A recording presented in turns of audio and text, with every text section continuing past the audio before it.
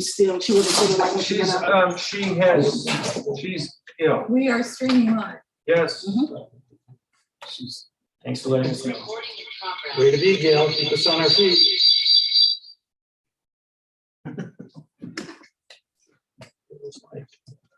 Yeah. Happy today. One, two more, Lord. No. Roxanna, are you okay? Can you? You look tired, like you've had a long day. She has. I've had a long month.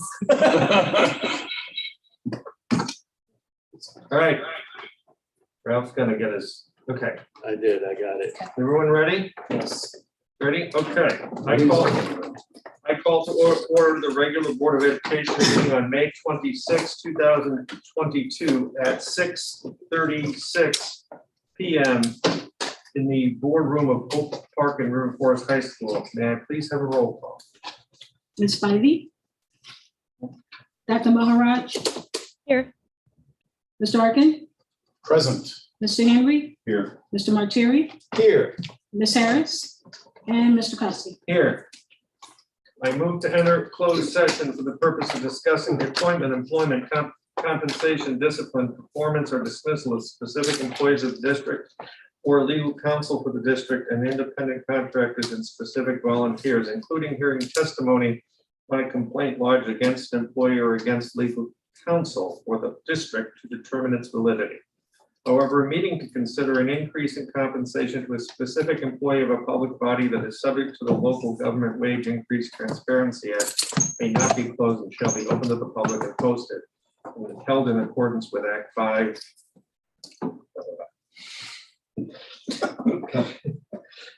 Collective negotiating matters between the district and its employees or their representatives or deliberations concerning salary schedules for one or more classes of employees. May I please have a second? Second. May I have a roll call? Dr. Maharaj? Yes. Mr. Arkin? Yes. Mr. Henry? Yes. Mr. Martieri? Yes. Ms. Harris? Ms. Spivey? And Mr. Costi? Yes. Okay, so we close out of Flip over. this, right?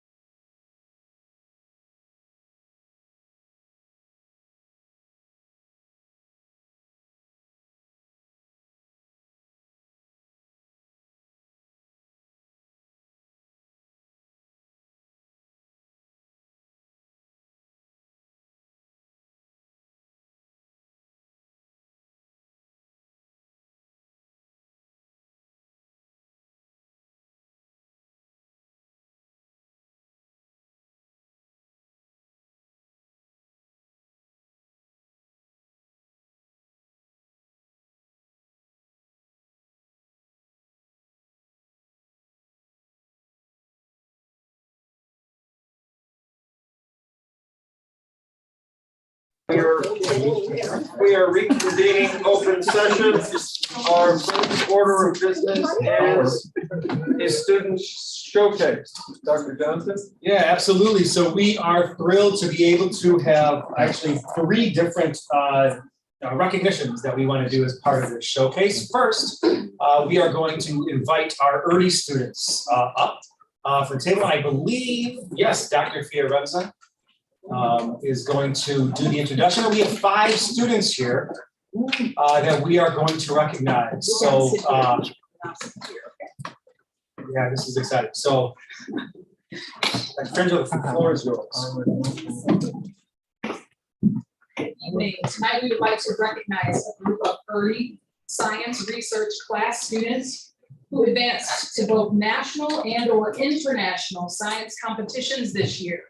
They demonstrated exceptional perseverance and ingenuity. On the screen, we have a picture of the 5 students that are going to be recognized tonight. They could just like raise their hand and it will make you stand at this point. I have Maya Sowden, Nadia Dillon, Emily Shea, Shaylee Callahan, Sylvia Gimble. This class is taught by Miss Hennings, who is right back here. This class had a tremendous year of achievements with 11 amazing students, each identifying a gap in published literature, then designed and implemented original research to address that gap. Additionally, each student reached out and found published experts, secured mentorship, wrote a 30-page formal research paper, made a formal research poster, and PowerPoint presentations. In your board packet, you have a copy of some of their posters to look at. Those posters are also hanging in the hallway, so feel free to take a look as you're on your way out this evening. Students submitted to a local symposium called Positive Impact, held at Wheeling High School. 9 of the students were accepted as finalists based on the quality of their research paper.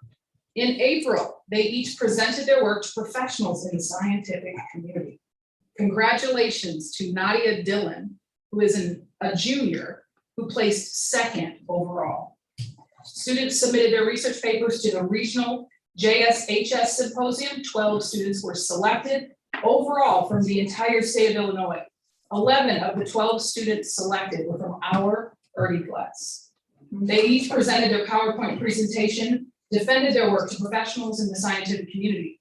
The early students swept the symposium with 1 through 5 places awarded to Maya, Emily, Sylvia, Nadia, and Shaylee. These 5 students traveled to the international competition in New Mexico last month with Miss Hennings. They did an amazing job against very tough competition around the globe. Additionally, Mrs. Hennings was awarded the JSHS Regional Teacher of the Year Award. Well done. Finally, the early students submitted their formal research posters to the National BioGenius Symposium. All 11 early students were again selected as finalists to present and defend their posters to a group of scientific experts. Overall, Maya took 1st place. She designed a prototype of a new medical device that can be used to stop a hemorrhage from large blood vessels in the body. Amazing. She will be traveling to the international level of this competition in California this June. We are so very proud of their hard work, dedication, perseverance, and we actually want to recognize these students as those things that are best. That's great.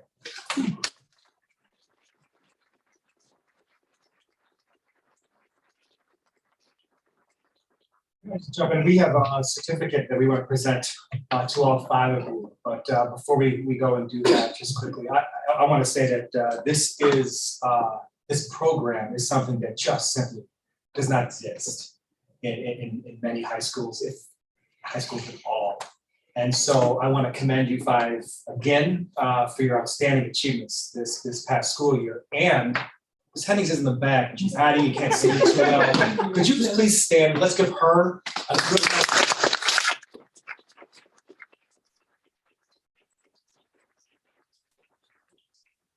It's now certificate delivery time. I'll be running in a second.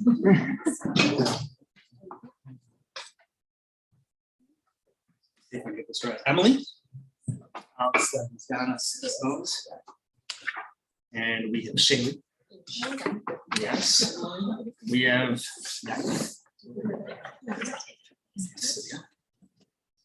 And of course, the last. All right. Thank you. Thank you. Congratulations. Thank you very much.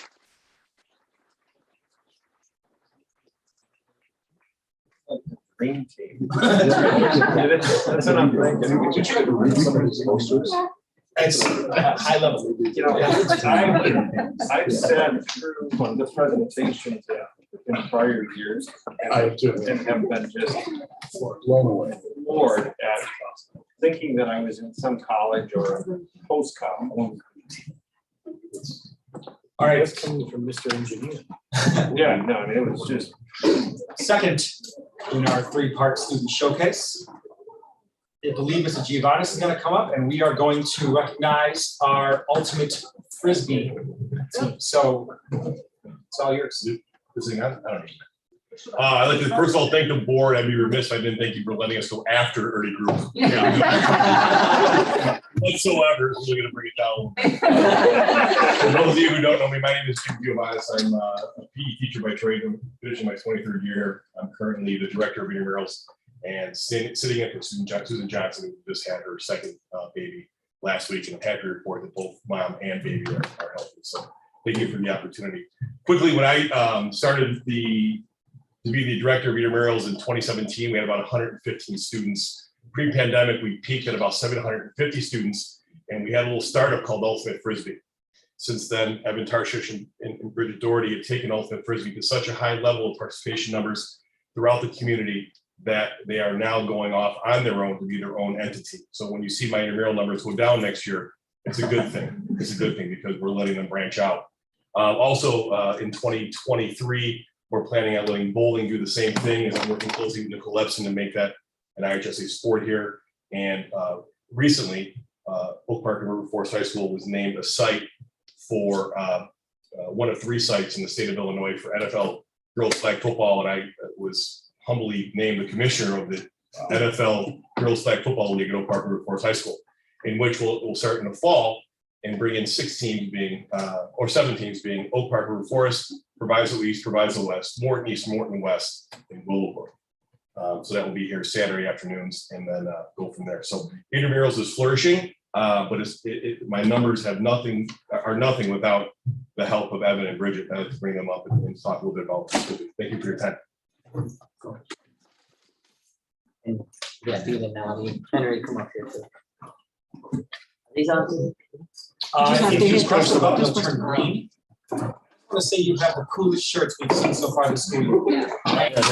These were designed by one of our captains last year, Sam Schenkelberg, who actually designed our branding stuff too at the school. So If you ever saw them on it. we do, and we will send you. I will be in touch in the fall. raise the price. Yeah, your price is different. Oh, excellent. That's a nice job. Okay, well, I'm Evan, and I teach history at the school.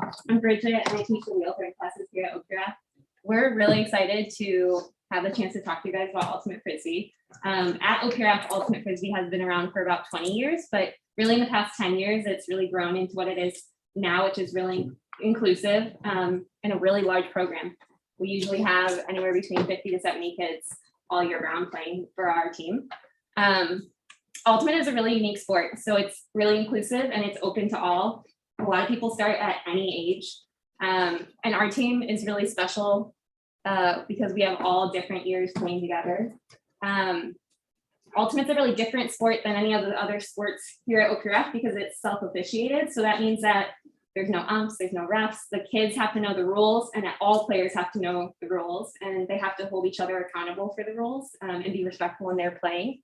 Ultimate is deeply rooted with spirit of the game, so our kids are going to talk to you a little bit about what spirit of the game is later on. Yeah, and we just want to share we are very proud of our team. Our numbers have usually range in somewhere in the 50 to 70 range, both in fall and then another batch in the spring. And we really do feel like it is those things that are best for it. We've had countless players go on and play college ultimate, most recently at college nationals, and will be at college nationals in the upcoming weeks. We have an OPRF alumni who has now come back, Henry Northey, and as a coach for us, and we are really happy about that. This year, our varsity and JV team both won Spirit of the Game awards. Those come with trophies, and for one team, a cookie cake as well. We joke, but this is a huge honor and speaks tremendously about our team. It's voted on by the other teams we play against. So what that means at our two biggest tournaments, they thought that we were the most spirited teams, our JV team first, and then our varsity team second. And most recently, we took second place at our last tournament. We were ranked third in the state. And if you're curious what this looks like, we are hosting for the first time ever our state sectionals next Wednesday at the turf across the street. At 5:30, you should come in and check us out. It is a very fun sport to watch. Lastly, I would be remiss not to give some credit. This is a community-wide effort. It's not just been Bridget and I. The Julian program has had over 100 kids coming out every year the past few years. OPRFYU, which is a local nonprofit, has helped tremendously in spreading the sport. They provided countless free youth learn to play clinics and league. And here at the high school, Gio, Susan, Nicole continue to help us grow. But you want to hear from the students. So let's send it over to our varsity captain, Dean, and then our spirit captain, Nani. So I'm Dean Gottlieb. I'm a senior. I'm one of the 4 captains, and I've played every year except last year because COVID, but I would have played. I kind of got into it because my older brother played, but also it is so different because it's so inclusive. Like in terms of like gender, it's completely co-ed. We play against other co-ed teams. We don't split up at all. But also just skill levels too. We get people from Julian who just won state, and then we get people that have never played before and come, and it's just about understanding that like everyone there is kind of have fun, there to have fun. So that kind of goes into the whole spirit of the game, which is very important. And that is when you're like, even in super competitive games, everyone is there understanding that you're playing a game that you all really like, and sportsmanship is first, and it's above the actual kind of competition of it. And you're just there to kind of have a good time and stay competitive. So that's kind of why I started playing and continue to play, and we'll probably play in college. I'm Nani Ondande. I've been playing for about 2 years now. I joined in the middle of kind of the COVID season and stuff, but I've known of Ultimate my entire life. My brother played on the team, and I recently got the chance to watch him play the D3 championships in Milwaukee. He plays for Oberlin, they place 5th in the nation, and it was really cool to watch. He got me into Ultimate and just the overall amazingness of it all and stuff. With what they were saying about spirit of the game, it's more than just winning or losing any tournaments or something. Like when I specifically, my best memory probably is the Nico Knockout Tournament. Our JV team, we won Spirit Award, and while we lost all but one game, that was the most exhilarating part of it all. It made no care that we lost the game. We were all so happy and so hyped, especially on the bus ride home. And it's just a sport that's welcoming to anyone. It doesn't matter if you played, if you haven't played. Like I am not a sporty person as originally. I'm not good at soccer or any of those other sports, but Ultimate has like grown on to me so much, and it's welcoming to literally anyone, no matter if you can run as fast as ever or you maybe haven't run a day in your life. It's still welcoming to all. And thank you for the opportunity to come and talk to you, and hopefully we'll see you on Wednesday for the first of our state series. Yeah. Thank you very much. Thank you.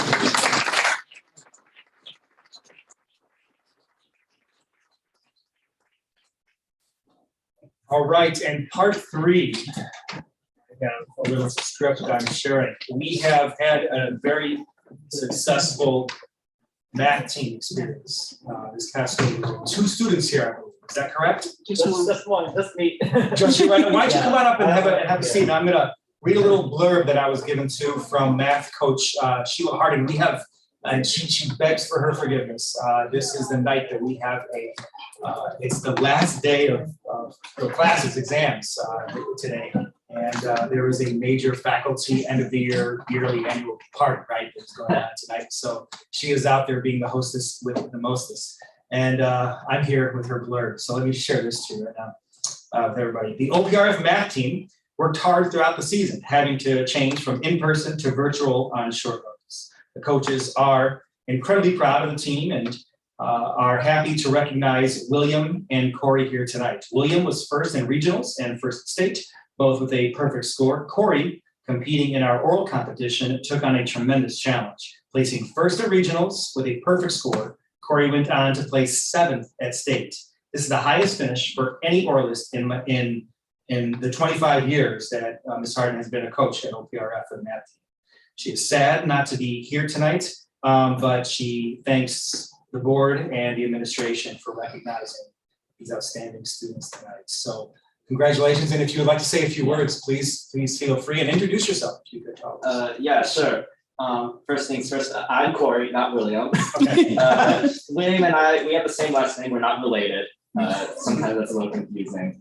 But I'll talk about him first, and I can talk about our team and myself. He's really smart. I don't know how many of you know the format of how the state competition works, but essentially it's 50 questions. 20 questions, 50 minutes. They put the paper down, you get a pencil, no calculator, you go. At least that's how it works for the freshmen, I believe. And he did, and these questions are hard. And when I was a freshman, I think I maybe got 12, right? So I just want to make clear how big an accomplishment this is. The other thing I wanted to say is, to reiterate Ms. Harden's point, is that this year has been pretty rough for math team, especially since usually for state, we head down to U of I, and it's like this weekend trip, it's really fun. But this year, because of COVID, we've had to cancel that, so we just did it in this school. But I'm really happy with how we've managed to push through that and actually have a successful season, because if you had asked me in the middle of the year, how is the season going, I've been kind of, it's okay. But we really put it together at the end. I'd also like to say a few words. I am the oralist, which means that usually at OP, that means I'm a graduating senior, and that still remains true this year. Which means that I've been a part of the math team for about, 4 years at OP and 2 more years in middle school. You have to be a special kind of insane to join math team. I mean, you get out of class, and it's like, oh, thank God, I don't have to do math or physics or calc. And you walk in and you do harder math. Woo! But part of the charm of it is that the problem solving techniques that you learn in math team are concretely different compared to what you learn in school. You have to learn to think on your feet, and there's a lot of, I want to call it guesswork, but kind of, if it works, it works. And I don't really need to prove it. I just need to move on. And I think that kind of experience has really helped me, even in classroom math, because that level of problem solving is just something that I don't really find elsewhere. So that's been my experience. It's been really special, and I hope to take that to college and beyond. So, yeah. Do you want me to brag a little bit about myself, or do you want to? You can brag about yourself. As you're doing that, I'm going to bring over to you your own achievement award here, okay? Yeah. So with regards to my own competition, the oralist competition is one in which I get 3 questions. I have, let me try to remember, 10 minutes to answer. Well, actually, at state it was 4 questions, but I have 10 minutes to answer, write out a solution, and then I have to present that in front of a panel of judges. And I get 10 minutes to do that. And they score you based on the correctness of your answers and your presentation. I believe the score is split 50-50, it's out of a total of 50 points. At state, I scored 45 out of 50, which was really nice. So even though I made a pretty big blunder in one of the questions, that kind of just goes to show how big presentation is. So.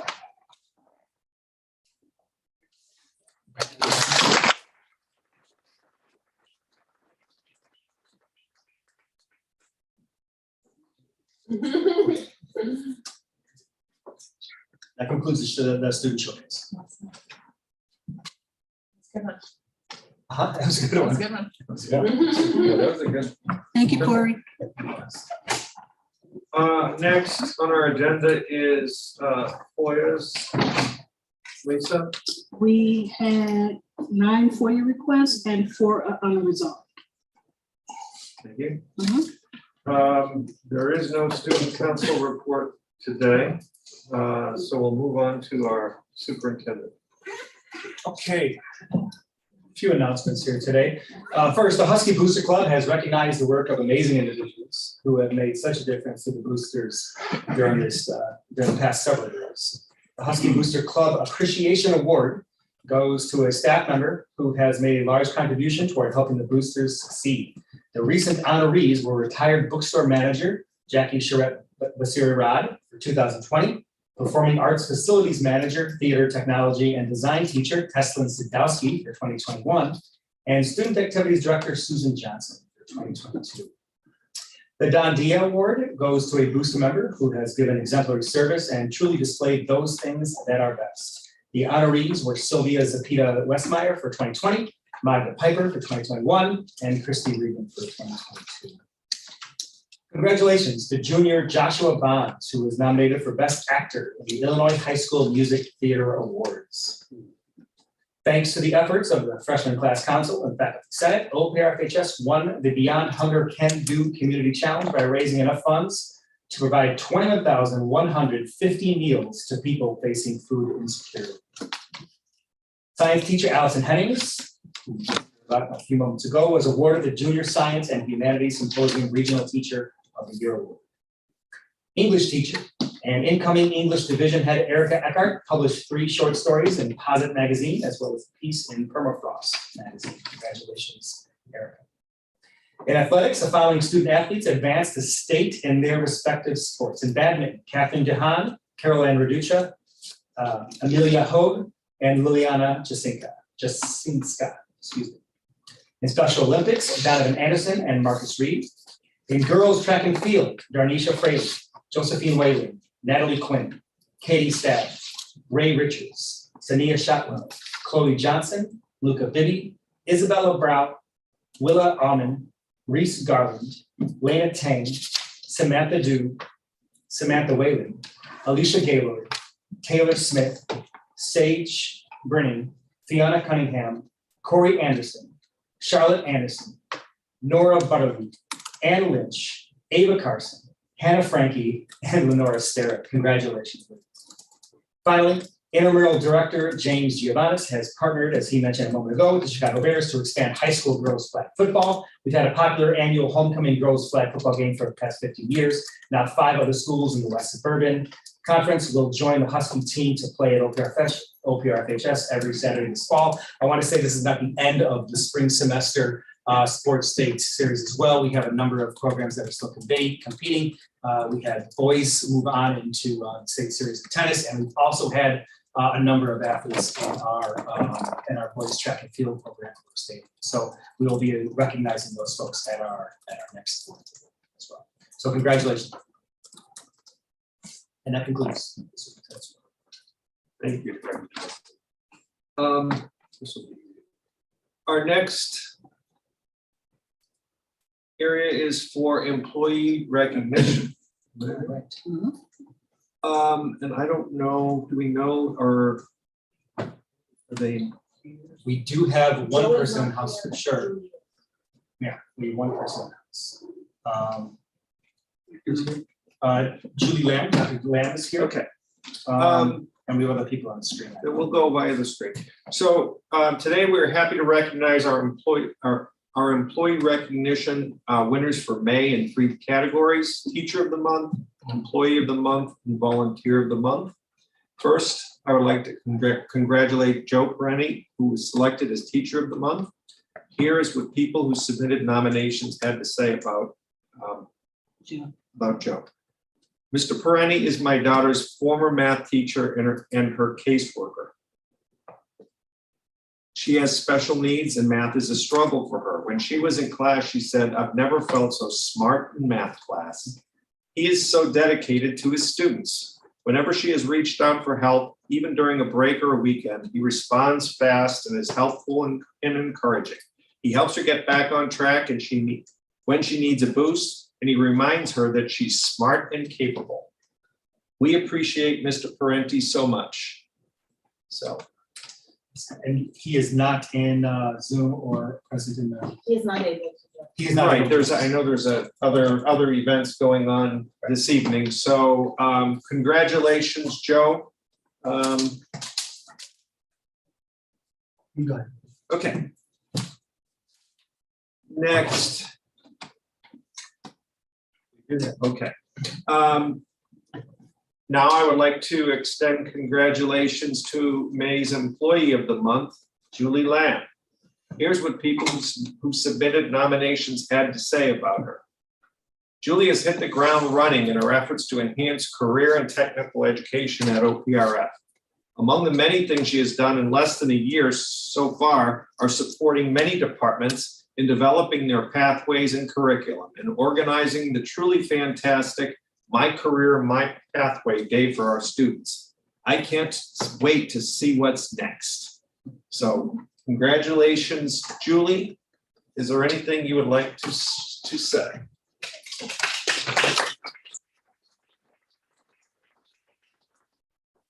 Thank you. I'd like to say last time I was here, I was presenting on post-secondary pathways. So this is a nice complement to it and a nice experience to have as well. Thank you to the board to take time tonight to recognize teacher, employee, and volunteer of the month. In this first year as Director of Student Learning, I've done a lot of learning on my own. And I think it's very important to be able to have time to observe, to learn, to collaborate, because in my role, making programmatic decisions that impact a lot of students and staff, it's very important that I have the space to be able to do that and the space to be able to be creative and innovative. So thank you to everyone who has been supportive along the way. Thank you, and I'm honored to receive this award. And you know, you did present to the board very recently, and it was amazing how much in 1 year you've been able to kind of make happen. So thank you.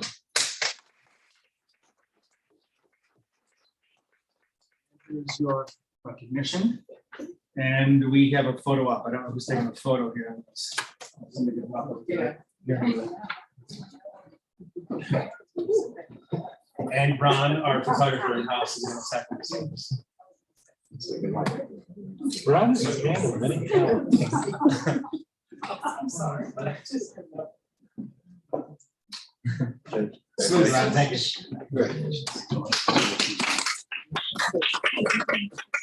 I know. anything for a little good. All right. And last but not least, we have our May's Volunteer of the Month, Monica Seda. Here's what people who submitted the nomination had to say about Monica. Monica holds a secretary position with the Husky Boosters. It is probably the most behind the scenes but essential position there is on the board. And that is Monica in a nutshell. Always humble, often quiet, never assuming, forever funny, and wonderful to be around. Her work is meticulous, on point, and thorough. Since joining the organization in 2019, Monica has not missed one meeting and is usually found helping the merchandise sales throughout the year.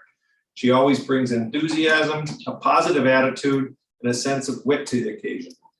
completely giving of herself and dedicating to making the school a better place. Monica deserves to be recognized and is today.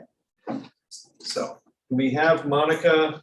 I do not believe she's able to join us, and I do not see her in Zoom either, so. Okay. Well, congratulations to Monica. And that concludes our employee recognition. Next on the agenda are public comments. Do we have any public comments?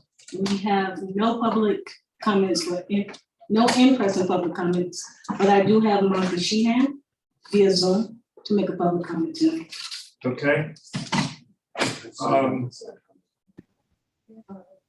What? I signed up for public comment. Okay, we have one signed up, certainly. Good evening. But yeah, 1 minute, please. We'll have you go after the Zoom, okay, sir? Okay, so just as a reminder, public comments are limited to comments concerning matters to the jurisdiction, board business for 3 minutes. So Monica, you may please begin. Thank you. Good evening. My name is Monica Sheehan, and I appreciate the opportunity to make a public comment, which includes a request for answers to several questions. In Agenda Item 9A, the architects mentioned that there is a potential for significant time passing between Project 2 and Project 3. What is the expected time frame between Project 2 and Project 3? And when does the board expect that Project 4 and 5 will be completed? The answer to these questions should be communicated transparently to the community before Project 2 commences. Also in 9A, the architects note that the field house is overutilized and is inadequate for the teams that use the space. On page 11, the architects state that the field house is to remain as is until Project 3.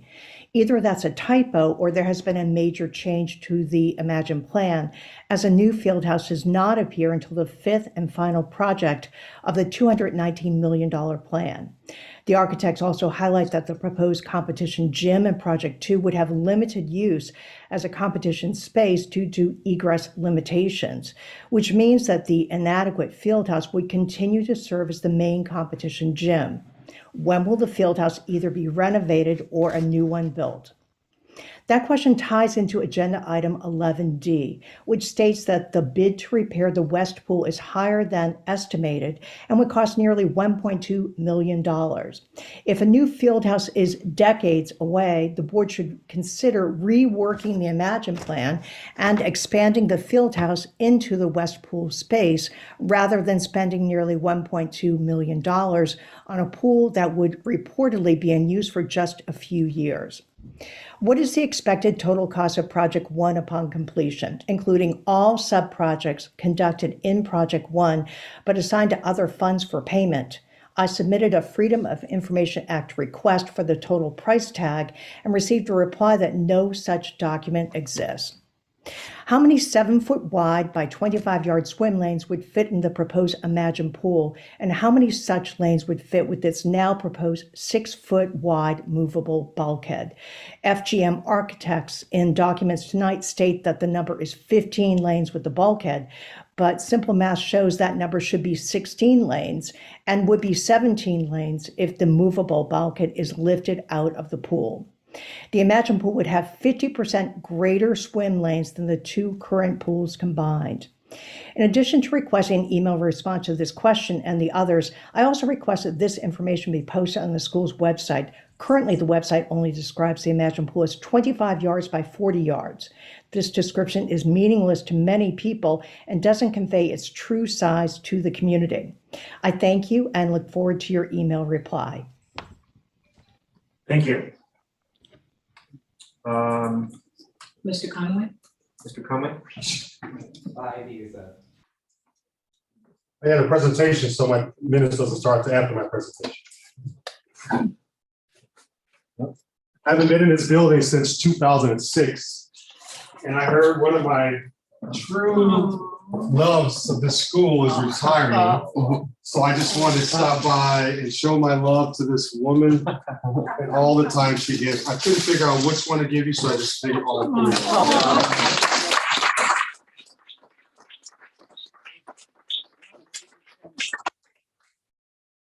16 years. Exactly. John Conway, 311 North Grove, Oak Park, former board president, 2 terms. And I want to first give my love and appreciation for all of you for your work. Many a nights, late nights. I remember being in this room. I don't know if this furniture's changed this time. It seems like it has not.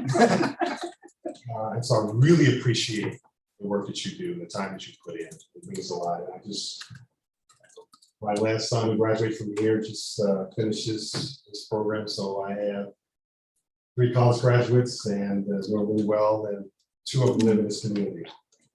Very proud of it. I'm here just simply to say, as a retired police sergeant, the first African-American retired from the Oak Park Police Department, that it just pains me that I feel that the connection that was started back in my days no longer exists between the police department and the school. I was a girls basketball coach for 10 years, and I tell anyone and everyone that my management skills for adults came out of my time of coaching girls basketball in this building. Sophomore girls basketball. It really taught me how to deal with people. I hope that with the change of administration, with the village manager and the police chief, that this school and the village board and the police department executives will come together and figure out a way where we can begin to work again as one body. We're all paid by the same taxes. There should be no separation. I was the first school resource officer here. I was a volunteer, not volunteer. Well, they paid me for the coach, but not enough. I was an adjunct dean. You just saw the faces of the kids when they saw me sitting behind the desk with the dean who was off, and I was there. I love this school, and I really, really hope with all the violence that's happening all around our communities and all around our country, that our police department and our school and our park district will all realize that we're serving the same people. Same people. We just have different hats. It's truly, truly a loss if we can't have a plan to protect our citizens and our students who are most vulnerable in our society. Figure it out. I'm able to assist whatever way possible, but I come here as a citizen, as someone who sat at this table, who was a paid employee of this school, who loved this community, both my parents, my children. I came here in 1984 and have not left. And it's a reason for that, because this is the best place. Ask my kids, they'll tell you. Oak Park River Forest High School. Go Huskies. Thank you.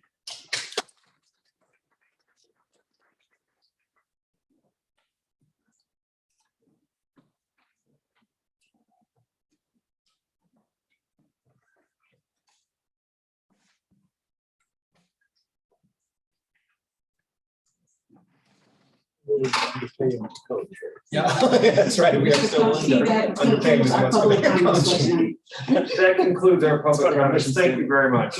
Are there any written ones that will be attached to the notes? No, sir. Okay, thank you so much. We now move on to our consent agenda. Before we do that, I would like to pull item N from the agenda for future consideration. So, with that said, are there other items on the agenda that people would like removed from the consent agenda? I'm going to ask that each of K, L, M, and O be pulled as well. I don't have a lot to say about them. I could summarize my comments in one term. I'm going to vote no on every one. So I just want them all to be pulled from the consent agenda, so I could vote yes to the consent agenda and no on those. I'll explain. Okay, any others? Okay.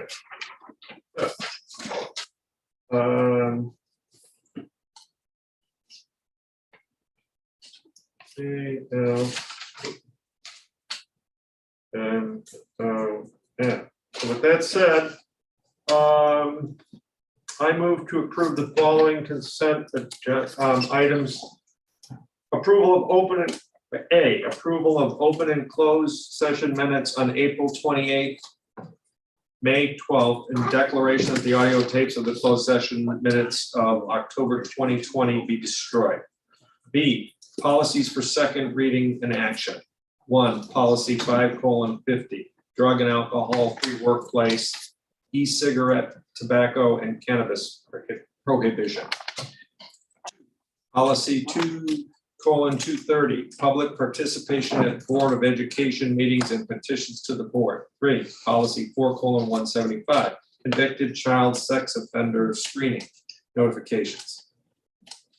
4, 7:240, conduct code for participants in extracurricular activities. 5, 7:345, use of educational technologies, student data privacy, and security. Item C, personnel recommendations, including new hires, assignment changes, summer hires, transfers, leaves of absence, rescindments, and resignations as presented. D, the IGA with Oak Park Township for a total 2-year amount of $68,680. E, approval of May 2022 check disbursements and financial resolutions as presented. F, approval of the March 2022 monthly financial reports as presented. G, approval of March 2022 treasurer's report as presented. H, the Securitax Building Security Services 3-year contract in the amount of $153,528.06. I, the Always Medical Carriers contract extension for the 2022-2023 school year with the projected total expense of $36,441. And J, the approval of the annual fireworks display request from the Village of Oak Park at no cost to the district. Fireworks are back. And that completes it. May I have a second? Second. And may we please Yes. have a roll call? Mr. Arkin, Yes. Mr. Henry, Yes. Mr. Martieri, Yes. Ms. Spivey, Yes. and Mr. Costi. Yes. Okay, so now we're gonna go back and we have item K, approval of 2022-23 contract with social worker Lisa Garvin, which is anticipated to not exceed $30,000. May I have a second? Second. Okay. I'm gonna lump all my comments on K, L, M, and O together, Okay. just because they overlap. So we had passed a policy at this board that said that all contracts that were renewals, et cetera, would go through a rubric and you get an evaluation of the past performance, and that wasn't done. And I feel that needs to be done.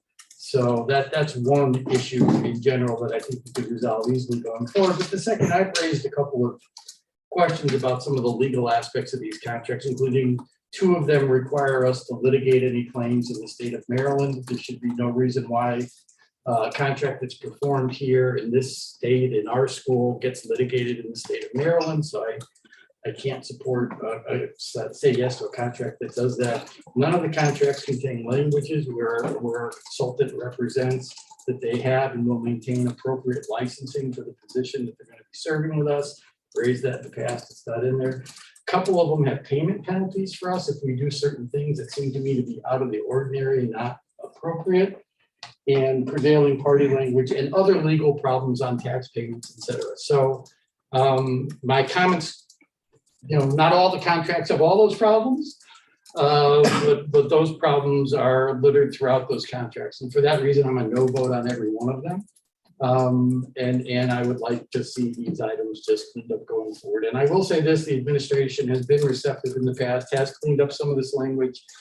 It's not that we haven't been heard at all. It's just that unfortunately, these contracts weren't cleaned up in time for this board.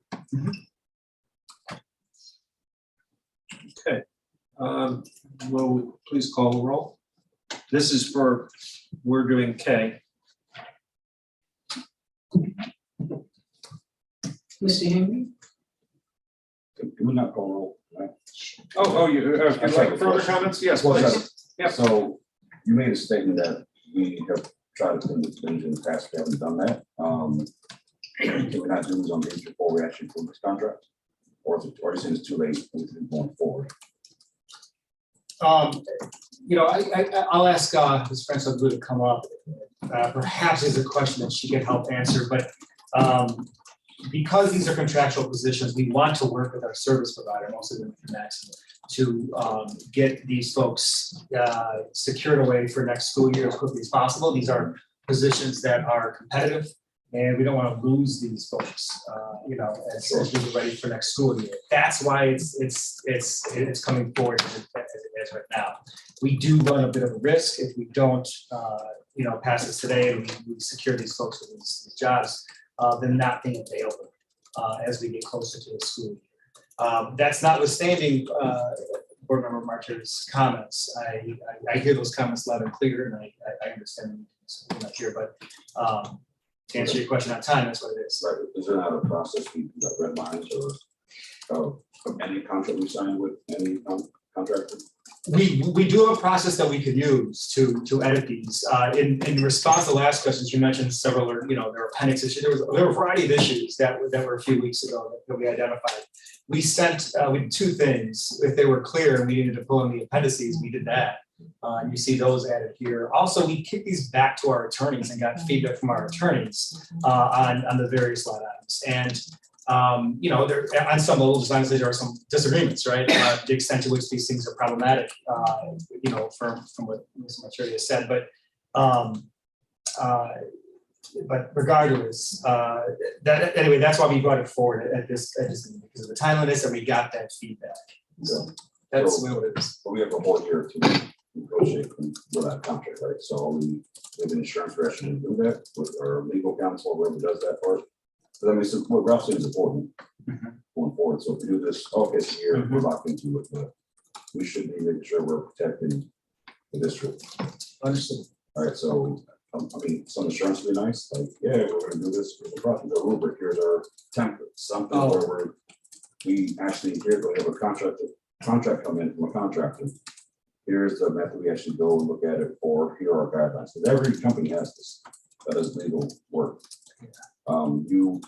Here's your threshold, here's what you mitigate, here's where you cannot mitigate, and you kind of go through that process. So that's what you're kind of saying, right, Ralph? We don't have anything like that. Can I speak to that? Actually, that process, and maybe not in the way in which you're saying it, but the details of what you're saying in terms of making sure the contracts are reviewed and going back and forth with the vendors on language, changing language, protecting the district. That's actually what our district attorney did.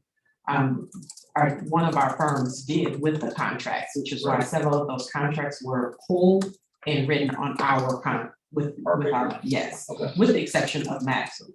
Now, can they do that again and get more detailed in what we may want to see done differently? I'm quite sure that they can, because any contract that comes in, it goes directly to our attorney and our business office to interpret.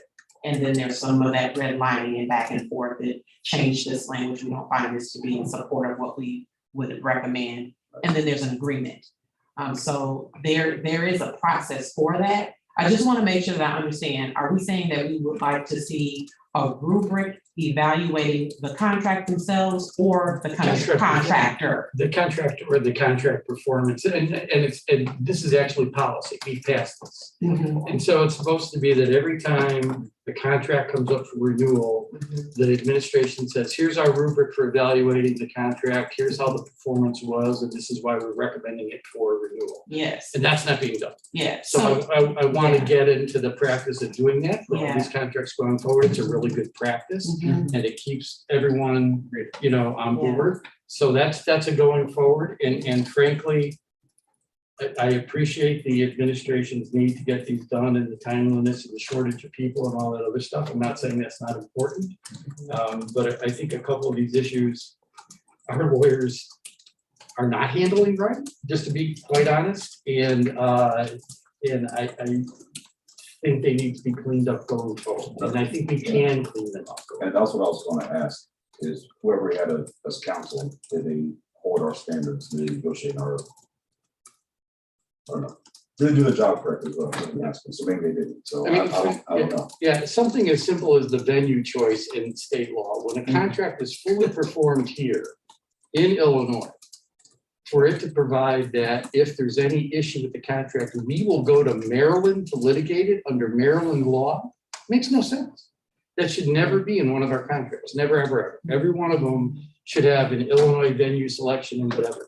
And some of the other nits are, in my mind, similar to that kind of nit. Things that I guess there could be exceptional reasons why we would accept some sort of payment penalty if we hire someone that was a consultant that we brought on.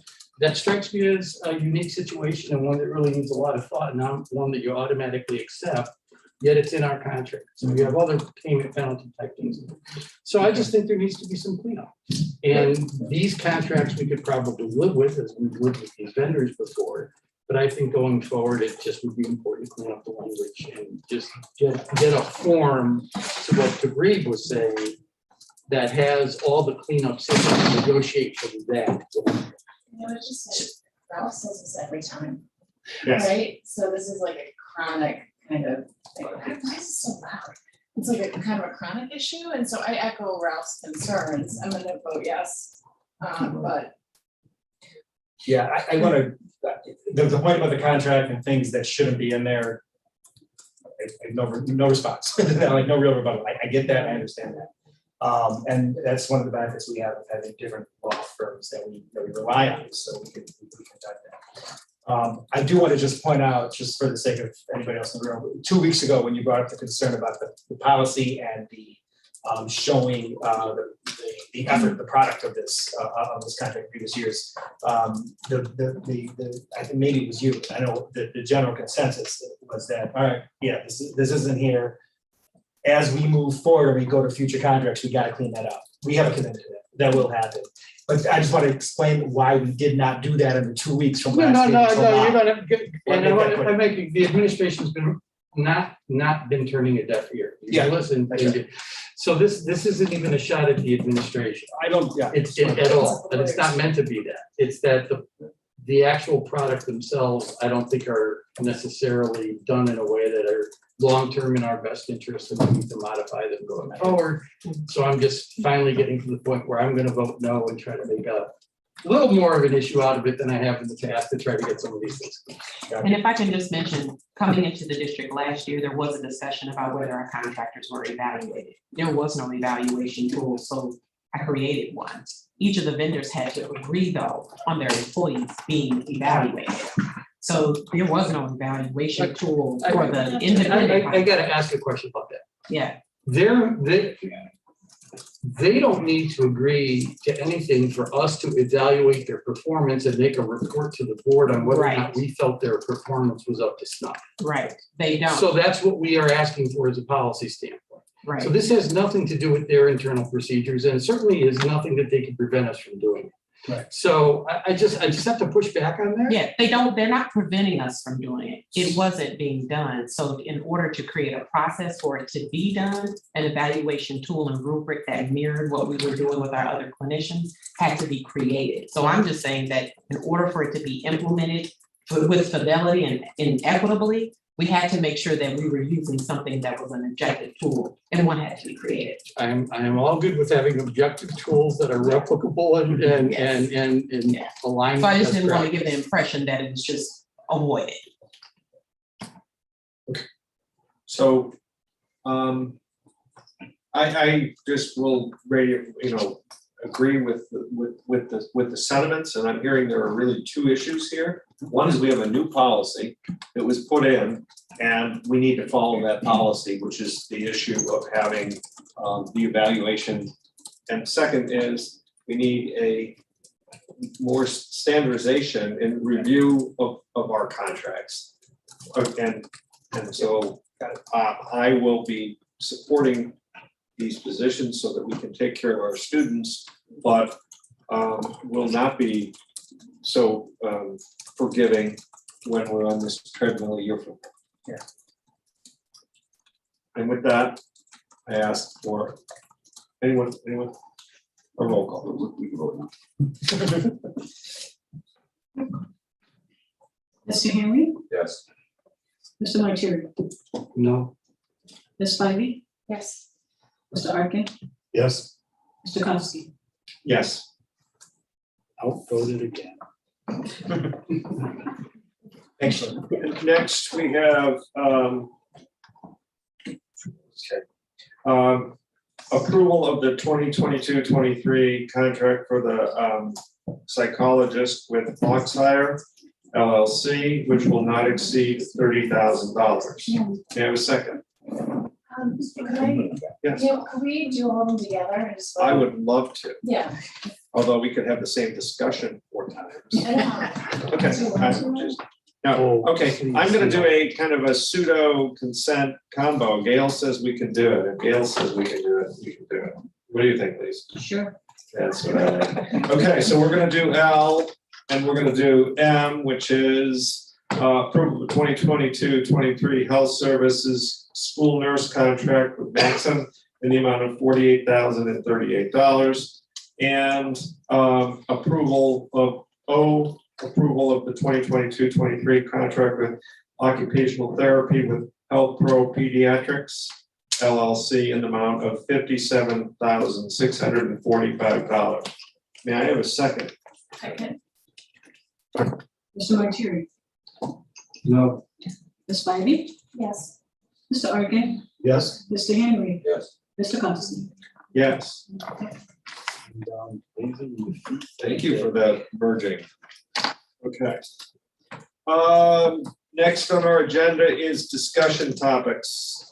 Discussion topic 6A, Project 2 programming update. All right, so here to kick this item off with a quick overview of the report that you see in there. Our executive director of operations, Ron Anderson, and someone you've come to know fairly well over the past several weeks, Allison Francis from FGM. So go ahead. We also have joining Chris Sears, who is with the aquatics consultant that Jim brought on board.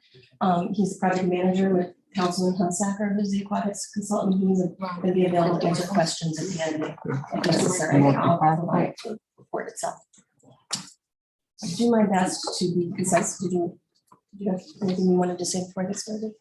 Just wanted to say that in response to the board, wanting to have some programming done before moving forward project 2. This is the result of that, and FGM put in the work to create meet with students, other stakeholders, the teachers, everyone that's directly affected by project 2 to come up with programming results.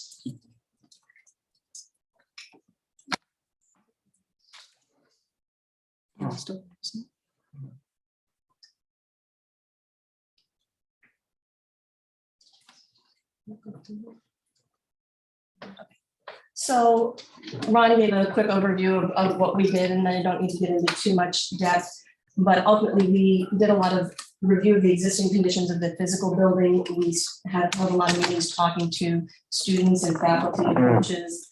And in the end, we put together not only a programming report that you saw, but a programming matrix that compared the existing facilities and what you have, what was in the Imagine plan, and what is the outcome of the recommendations that we're going to be making in the programming report. And that can be found in the report, as can all the meeting minutes from those discussions that we had. I'm not going to go into too much depth on the existing conditions analysis. I think that your faculty and staff and students have shared a lot of really good information about what's there. There's also information in the report. But what it comes down to is that the existing facilities are woefully inadequate to meet the current educational, social, and just general needs of the district. From accessibility and sustainability were not even a thought 100 years ago when the buildings were designed, and the social needs were very, very different, and the building itself reflects that, and spaces reflect that. And there are, most of them are undersized and have congestion issues. The enrollment was significantly lower, so the spaces were designed for fewer people. And then you add on that it's a 100-year-old building, yet the roof and walls and the MEP systems are inefficient, in need of replacement, they're beyond the end of their useful life, they're deteriorating due to age. And there are, as a result, there are indoor air quality and occupant comfort issues that are significant and have been documented. So we took a thorough dive into the Imagine Plan, and we talked in depth with Imagine Plan team members to make sure we understood the intent of the Imagine Plan, not just what was in the report. And we took a look at this from the perspective, not just what's in Project 2 and what does the building look like at the end of Project 3, but what is the interim condition? Because while it would be wonderful if we can go straight through, that can't be, we on our end cannot plan for those to immediately happen right after each other. We have to make sure that the district's needs, that you have a functional building that meets the district needs from all the way through, including the time in between those projects, whatever that ends up being. Right now, it's an unknown. So we also heard the district, the board specifically requested a holistic approach to everything for what's in the 10-year maintenance plans and the various capital projects that are being planned. And so as we did this process, we looked at the Imagine Plan projects that are planned. There's the track and field project that's being looked at, which wasn't there when the Imagine Plan was put together. And there's also in the 10-year maintenance plan, there's work plan to be done on the stadium building in 2025 and 2026. So we looked at all of these together to make sure that the programming that we did for Project 2 resulted in, as we went through, that the district's needs were met but not exceeded by what we were doing. So as you get into the various spaces, we spoke with various different groups. And when it comes to the performing arts facilities, we looked at what's included is the spaces in the basement. And the feedback we got was that the green room in ideal conditions should match the footprint of the stage above, which is not quite possible, but wasn't being come close to in the Imagine Plan. There should be 3 dressing rooms of varying sizes. The costume shop should allow space at the center of it to create a workshop that right now students and faculty and team members are having to do that work from home. And so that should be incorporated into this, and prop storage should be provided. So the recommendations provide for this. It's a slight growth in footprint over what was in the Imagine Plan, but at the moment, the program is responding to what the theater department has indicated are their needs, and we'll continue to look at everything as we go into concept design and schematic design in more detail. The aquatic facilities, and like I said, Chris is available to answer any questions. We approached this as a blank slate, and that we were not just accepting what was recommended in the Imagine Plan. In talking to PE, it's very important that there are varying depths to the pool. There should be a shallow end that meets the needs of students that do not know how to swim, and then it should accommodate 2 full PE classes in the pool at one time. For swimming and diving and synchronized swimming and water polo, they have practice needs that the pool should allow them to practice simultaneously, so students are able to get home sooner rather than later, rather than having to stack practices. And the pool and deck should be sized so that competitions can be held on site, not both in season and postseason competitions. Currently, the district is not able to hold any postseason competitions, and they are limited in their in-season competitions that they are able to hold. Additionally, PE needs space for the adventure ed. They need space that's sufficient for kayaks. So in looking at all of this, we did end up at a 25-yard wide by 40-yard long pool with a movable bulkhead. That provides 10 competition lanes that would go 25 yards with a diving well. It could be moved to allow practices in cross pool lanes that could go up to 15 or 16, and Chris can answer any detailed questions you have about that. But what is truly what we were looking at and where the recommendation comes from is the needs of PE for 2 classes and the varying depth, the need of students to get home at a reasonable hour, and the need of the district for competitions. And that is why we made the recommendation that we did. the district could do smaller and but there would be significant implications to students, which is why at this time we're making the recommendation that we are. For spectator seating, we worked with the athletic director and she talked with a bunch of her colleagues, and where she landed was that what felt comfortable for the district was a spectator seating capacity of approximately 380 to 400.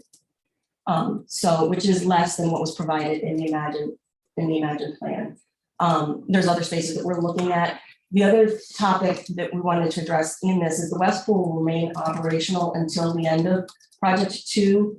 But there is an interim in between Project 2 and Project 3 where the Imagine plan we understand from them, they had intended for gymnastics, which doesn't have a hometown anywhere in between the two projects, for that to be renovated and used for gymnastics, but no funding was provided for that. So that's a topic we need to get into with the district and figure out as we move forward of how we want to proceed with that. For the PE teaching stations, the teachers made very clear that they needed 2 classrooms. There were no classrooms provided in Project 2. They were provided in Project 5 as part of the Imagine plan. There was unassigned space, which we used to create those classrooms. We're providing a multi-purpose room, which will be available for yoga and self-defense. The weight room, we heard from absolutely every person we talked to that it is one of the most utilized spaces. It is very hard to schedule and it's undersized currently. The Imagine plan had reduced that size slightly. And what we were told is absolutely it needs to be increased. I just want to clarify for folks who have watching from home, none of the pictures you've shown us of these spaces are of our. These are I'm sorry, I'm sorry, I'm moving quickly. These are Yeah. precedents of what could be. There are other spaces that we've designed or that Councilman Hunsacker has designed that show what could be. I apologize. No, that's okay. I just want Wanted to make sure I'm- people understand. Yeah. So with regard to the weight room, what we're showing is an increased footprint in the weight room that at this time appears to be appropriate, but we'll continue to evaluate it as we move forward. There will be a dedicated dance studio, which we've understood from all conversations is desperately needed and can easily be programmed all day and all evening.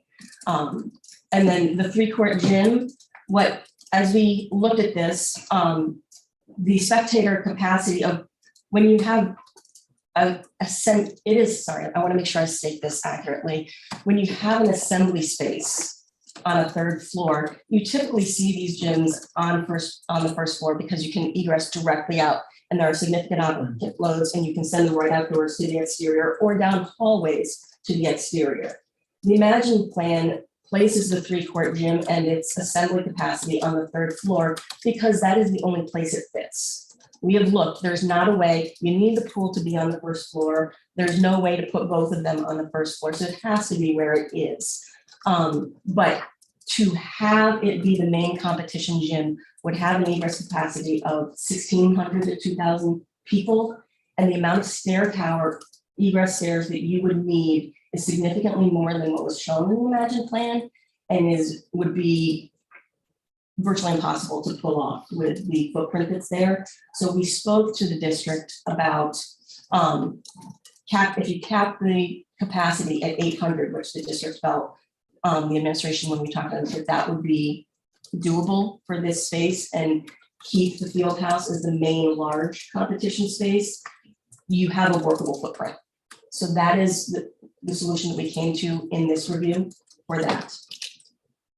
So this is a space that was in Architect Magazine in one of their articles recently called Unstalled, and it just speaks to the focus that we recognize needs to be made on the needs of male, female, and non-binary individuals, and that is a focus as we go through the programming and design phases for locker rooms and restrooms to make sure that nobody's outed and that everybody has equity. So the other space that we were looking at for the interim between Project 2 and Project 3 is that the boys' locker rooms on the west side currently, for the Imagine plan, had no program in them. They were thinking that it would be used for storage. We know that with what's being done and would potentially be done at the fields and the stadium building. The storage needs are not going to be significant, but there are athletic locker rooms that are planned as part of Project 3 that don't have a home in between Project 2 and Project 3. So one of the things we're considering, and we'll talk further with the district about, is the potential of using those spaces, doing minor renovations to try and use those as athletic locker rooms so that they're usable space. But those are conversations that we will have moving forward. So these spaces are just spaces that were planned for in Imagine Plan, but not specifically assigned space. It was assigned space to and are coordinating. The last item I wanted to talk about, when we came to the end of the program spaces that we've been talking about, the program looks at the interior footprint of a room, but you have to, at this point in design, you have to apply what's called a grossing factor to that, because that doesn't accommodate for walls, mechanical shafts, toilet rooms, stairs, and circulation. And so generally, you use a multiplier of 1.5. That's a safe multiplier to use. When we evaluate the existing buildings, currently a grossing factor of like 1.57. The Imagine Plan, when we looked at the footprint of what was in the estimate and looked at what we had scaled up and figured out for these spaces, had a low grossing factor of 1.41. So prior to applying a grossing factor, our programming was about 2150 below the Imagine Plan footprint planned spaces, but we didn't feel comfortable applying anything other than a 1.5 grossing factor, which is typical, which puts us about 6,500 square feet over. But this is early. We're in programming. We haven't actually laid out any plans and pulled all the pieces together, and things can tweak and adjust. And we are, as we move forward in concept and schematic design, we are aware of the need to get it as tight as we can to make sure that at the end of the day, the estimate that you get for schematic design, that the building that we've designed it's not a significant increase over the Imagine Plan, that our goal is that any additional cost is coming from escalation, not from anything we've added. With that, if you have any questions.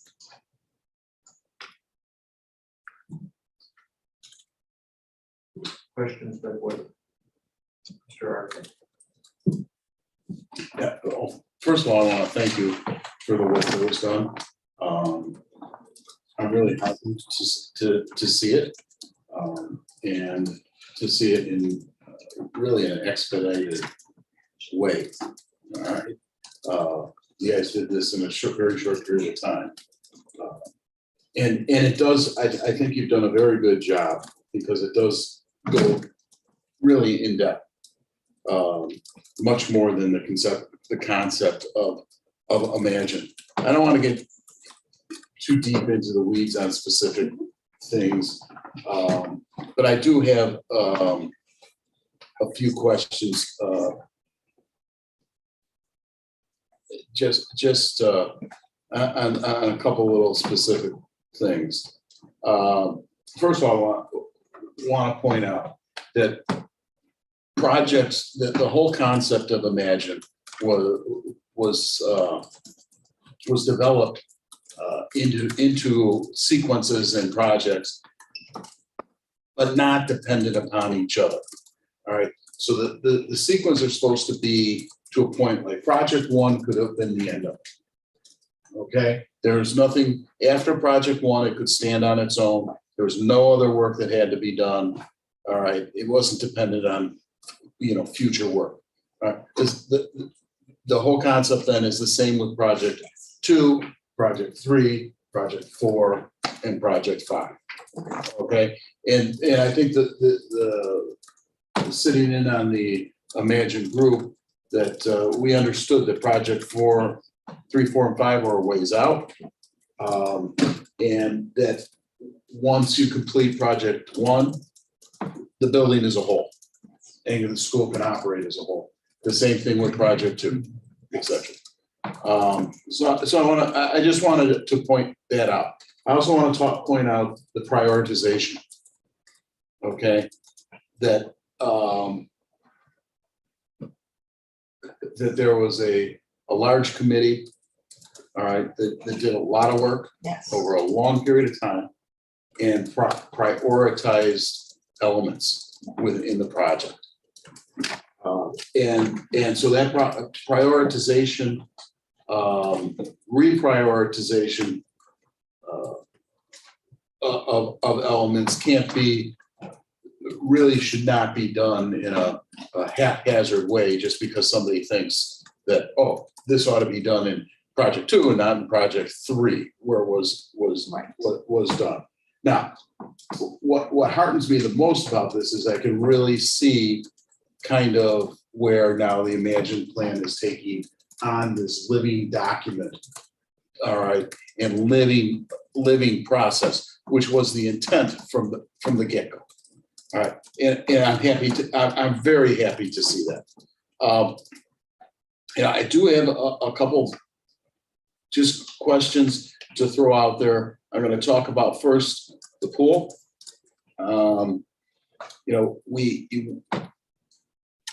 You've come up with the same recommendation size-wise of 40 yards by 25 yards.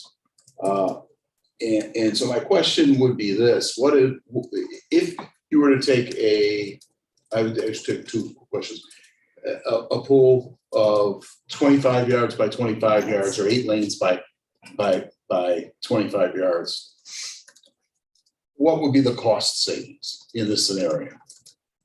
I mean, is it, are we saving substantial amounts of money? And that's question number 1. Question 2 is, what is the state of the art in terms of size of pool that high schools are building today? I'd actually ask, like I mentioned, Chris Cirrus with Councilman Hunsaker's on the line. Chris, are you available to answer these? I am. Can you hear me? This is on a lot more aquatics facilities. Okay, good. I'm doing a couple of calculations really quick so I can answer the first question there. Okay. So I will say that we had looked at, while he's doing that, to answer your questions, we had looked at a 25 yard by 25 yard with varying depth. And what you lose with the bulkhead, for one, you end up with more cramped space for PE, but you could pull it off. You end up with an inability to have the practices at the same time and dividing up the pool in a way that 2 sports could use it and practice, or 2 sets. So you end up with longer times. And in between competitions where diving and swimming are both happening, there's a significant amount of change time that would need to happen to reconfigure the pool, since you don't have it set up that way. Right. So you could do a 25 yard by 25 yard, but you make significant sacrifices. So we didn't feel that was a good starting place. So Chris, if you're ready to respond on the other items. You also lose a gym class. Instead of 2 gym classes in there at once, it'd be 1. Certainly. So to speak to the cost differential between the 25 by 25 pool and the 25 by 40 yard pool, that's about $1.25 to $1.275 million difference. It's about let's see, about 3,400 square feet in difference. And we've spoken to now having that extra space, having that bulkhead that can divide the pool and allow for multiple sports to practice at the same time, or multiple groups to be in the pool at the same time. That's the benefit to having that extra space and that bulkhead divider. Okay, great. Thank you. Thank you very much. The other question I have, and You have a question about what other schools are doing too. oh Yes. yeah, what? Yes. Thanks. The answer to that is there's a range of different size pools that we see schools building, school districts building. A number of them are building similar to what we are proposing here, what we call a stretch 25 pool. So 25 yards wide by approximately 40 yards long with that bulkhead.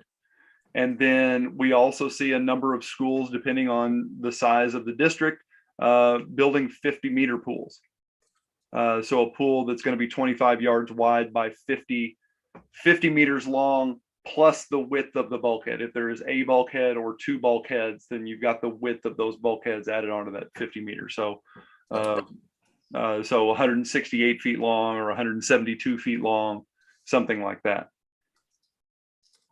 There's also actually something we didn't touch on at all that is in the report a little bit. There's the ability with this to attract more community use and rental and income to the district from use of the community. And Chris, if you could just speak a little bit to that on what configuration information, what benefits the district would see from that are not necessary, but are something that the district wants to be a good partner with the community in. Speaking to the ability for different depths and configurations, is that what? And for community use, this would be much more, the community more interested in a pool of this size to use than a 25 yard by 25 yard, correct? Right. So this would allow more opportunity for larger meets. So if there are with the competition pool and then having another set of what would be lanes on the other side of the bulkhead, that allows during a competition to have warm up cool down lanes while competition is going on. And that's attractive for if you were to have, say, a club team, a USA swimming team that wanted to rent the facility for a competition, that could be done. If we had this, not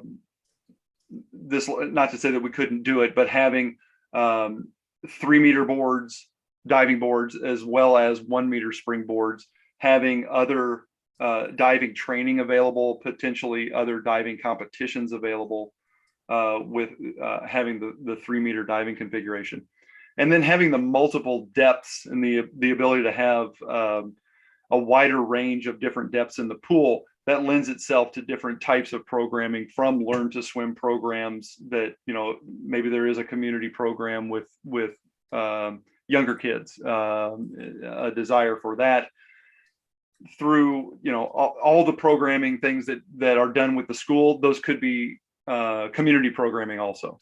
So there's the opportunity for that to be doubled up. The focus was on the students, but there are added benefits to Absolutely. the district. Absolutely. Right, we understand that. Our pools are constantly used. We know that. And we would, I am sure that a new pool would, any void time would be filled very, very quickly. Yeah, a couple other quick questions that I have. One of the things that struck me is when you look at the aerial view of the fields for the track, and you look at that southeast side of the building, of the school building where this work is going to be done, you can really see the differences in the construction, because of the variance of stories. Okay. So one of the things is that if we build it's going to be 4 stories, right? A 4-story building, we're obviously going to be capturing space that does not exist today. Yes. All right. And so I'm wondering if you know how much that would be, and you don't have to answer that question now, you can just. I can tell you that the existing building footprint, I brought my matrix, but for this area is 104,025 square feet. Mm-hmm. The programmed space with the 4 stories is 162,407. So that's where the Imagine plan had planned 155,894. So that's where that grossing factor bumped that up a little bit. But so that's the difference. You're gaining just under 60,000, just about 55 to 60,000 square feet. Right. Okay. This is probably more of a question for the administration. Again, you don't have to answer it now. But the question is, you're talking about a capacity in the gym, in the 3rd floor gym of 800. 800 seems for certain sports to be fine. You know, the sport I work with, wrestling, in a single dual meet or a quad meet where we would utilize that gym, you're not gonna get many more than, I don't think you're gonna approach 800. Now, if we had a huge tournament, then you would. So the question is, you know, yeah, what do we get these days? You know, is our fan base at you know, at those competitions? I think we should look at that. I think that's fair, but I want to add in response to that really quick, Fred, that in instances where we feel like let's do a wrestling tournament, couldn't be on the third floor because we anticipate a capacity over 100, right, 800, excuse me. We would still have the field house as a space that we could utilize for larger competitions. No, that's understood. Okay. And then kind of my final question has to do with locker rooms. And what's crucial is now, you know, the boys are on the west side, the girls are on the east side. And there is definite access problems back and forth between, so that if the boys are having, whether it's a competition, a practice, or even a gym class, all right, and have to go across, you know, that's wasted time, wasted energy. Will the locker rooms be situated in a way that they can open, or you can have ready access, and also the you know, the non-binary facilities as well, so that you can access easily the east or west side. Oh, I see what you're saying. Okay, so we're currently working on, actually, we're in concept design now, we're working on trying to figure out the details of exactly how these get configured. But all of the PE locker rooms would be on the east side of the building, just based on not renovating any of the spaces, the locker rooms on the west side of the building. But they'd be situated with easy access to the field house. So that's what I'm asking. Yes, what we are looking at from an athletics perspective is locating in the footprint of Project 2 the ones that we can fit that make sense, and looking at where they actually have where their uses are and their space and what's convenient for them. So anybody that would end up on that west side, if we utilize the existing locker rooms and do some work, that it would be convenient to where they are, like tennis, and convenient to where they're in wrestling and whatnot, to their use. But PE would all be on the east side. Right, because I can tell you right now that, you know, there's very limited, you know, female locker rooms on the west side of the building.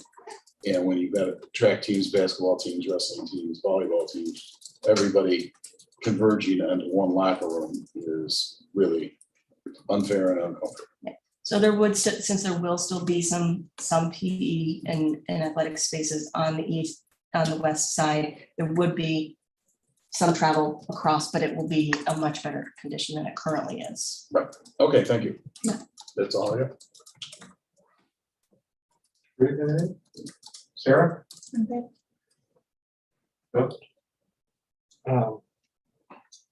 Just a point of clarification, because we get a lot of questions about it. Explain the lanes, how there could be 14 one way, please, because that's going to help our community. Yes, I wanted to clarify that, actually. So, and Chris, please follow up on anything I say. The bulkhead if the bulkhead is placed as the typical condition would be at 25 yard by 25 yard, and you would have 10 competition lanes running this way to the bulkhead.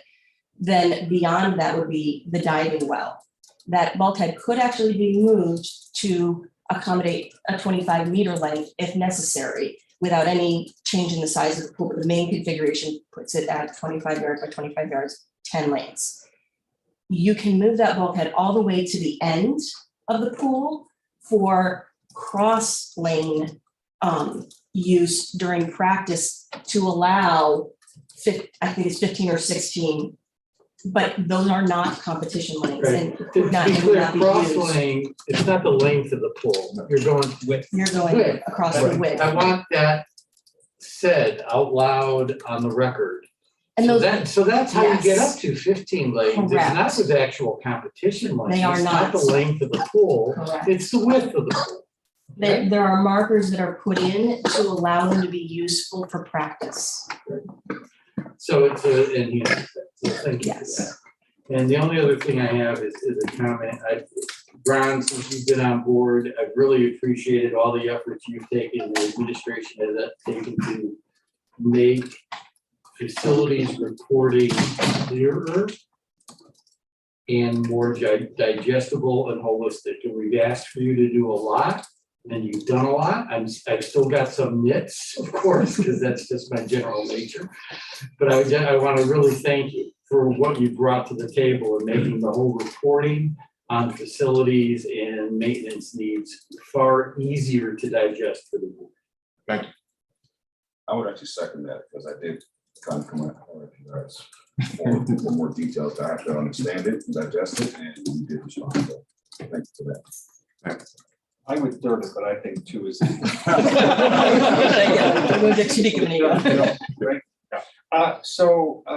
just have a couple of comments related to this. First, somewhat echoing what Fred was saying, this is making Imagine Alive, reevaluating things in 2022 is critical, and so the effort there, that's the process, and that's much appreciated because we're seeing some things that need to get done, differently than what was originally designed. We're also seeing, the whole field effort, which is because of real need. So that's absolutely critical. So thank you. The other thing, and you mentioned it in part earlier, is it would be helpful to be able to have measures that exist that kind of allow us to see versus what the rest of the world does, because we live in our own world. We are somewhat caged in here, but your comment about this project too being a 104 to 160,000 square foot change, so that's good. If that makes us go from being the biggest house, if you do it in square foot per student or some measure that kind of says, where are we? Are we going from, being, having the best to being more, or are we still in the dumps, right? So I do think it's important to look at because when we talk about facilities, it's really how much space do we have, whether it's outside acres or inside square feet. I don't know what the right measures are, but I would like to hear more in that way just to get perspective. So does that make sense? It does. I hope I can deliver on that in a way that I think there's a lot of spaces at OPRF. You have a lot of footprint that's inefficiently used, and a lot of spaces that need to be right sized, not just in this area of the building. So I will do my best to come back with an answer to that, but I do see that being a difficulty. Yeah, well, and if the 104 that we have really is only 70 functional, and like you said, inefficiently or whatever, that makes it non-usable, then that's part of the story to tell. But I do think there's something to be, for me, understood and then told. Yeah. That would be. Yep. Okay. I'll think on that and come back. I also want to say, I pointed out a lot of things that were the ways that we were different from Imagine.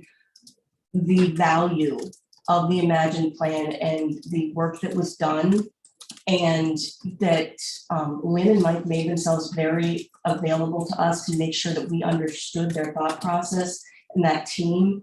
I don't want to undercut that at all. I think it was a wonderful starting point for us and really well thought out, and we've just taken it a little bit further, but I want to make sure that I state that it was a very valuable effort. Thank you.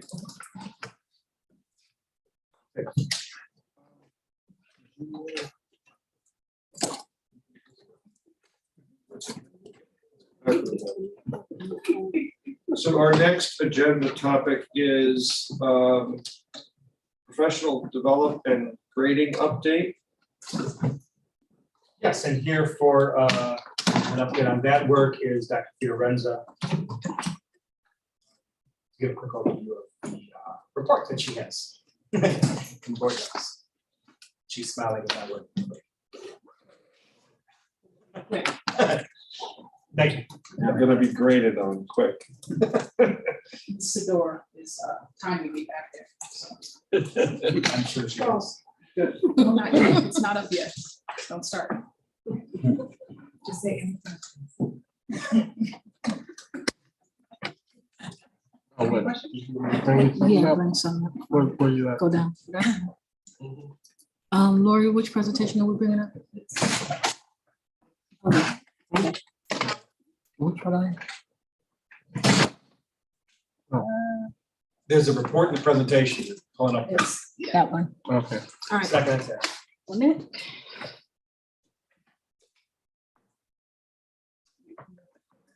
So I'm gonna knock out, but I'm not being timed because it doesn't have it up yet. So I'm gonna knock out the first 3 slides right now. Yeah, go for it. Do it. Yeah. I'm talking tonight about reporting on priority 2, specifically strategy 2 and strategy 3, professional development grading. Would you go to slide 4, please? Grading here. Renee right now. So tonight I'm going to share with you very briefly our current professional development structure, which we focused on 3 initiatives. I'm also going to share a summary of findings and our next steps in both professional development and grading. Skip to the wrong. There we go. So during this school year, as in most school years, we focused on professional development in 2 ways. One, we have staff development days and institute days. That constitutes 6 days where we have time as a district to speak to teachers.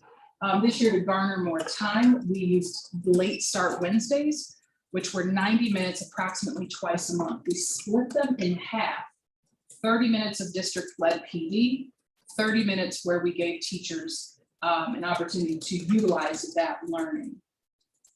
That detailed summary of all that PD is contained within the board doc.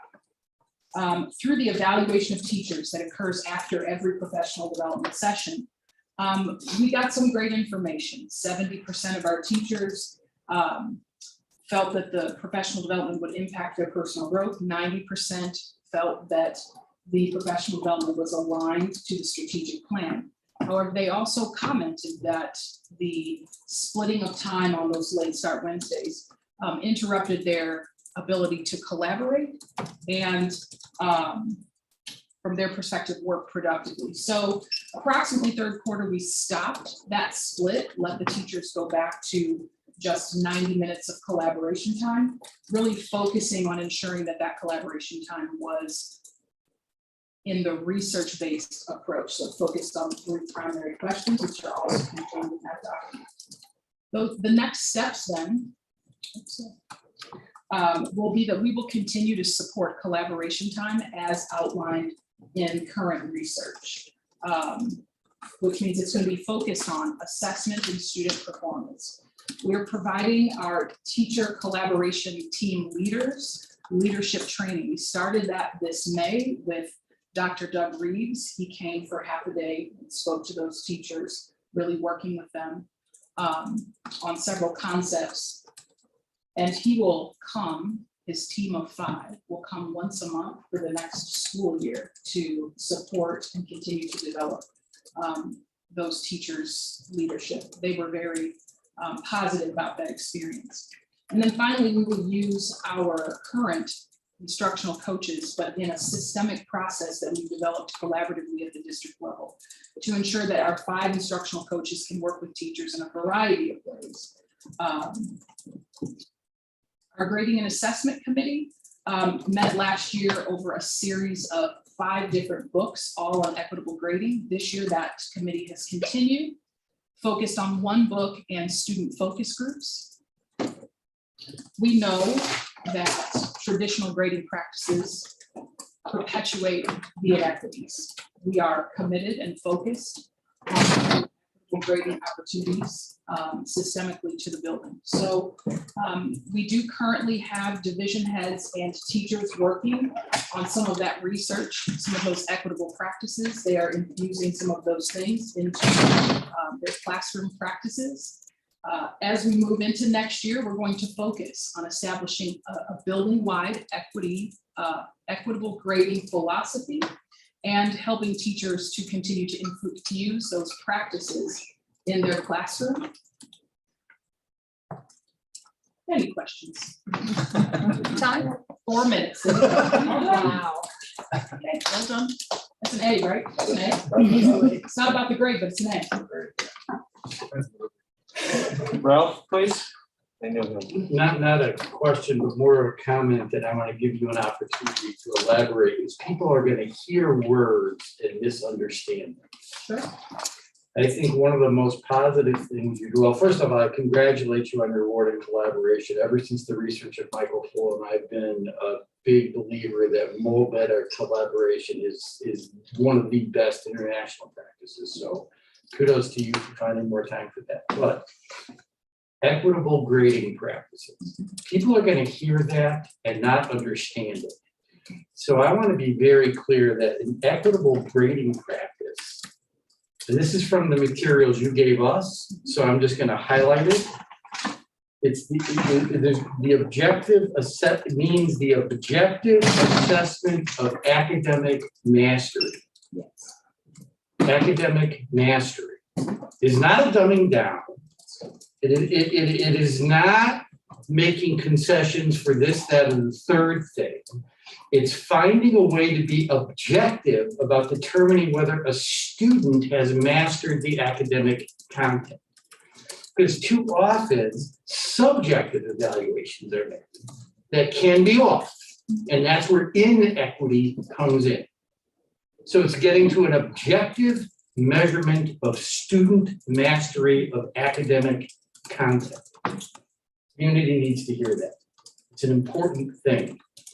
And second, it gets to having transparent expectations, a growth mindset. I'm going to get into that for a second or have you elaborate either or, and a focus on learning instead of points, which is crucial. So if a kid scores 0 points on a quiz and 3 weeks later demonstrates complete mastery of the material that was in that quiz, why should those 0 points hold down that kid's grade when the kid is demonstrating mastery of the academic content? That's what moving to an equitable grading system is.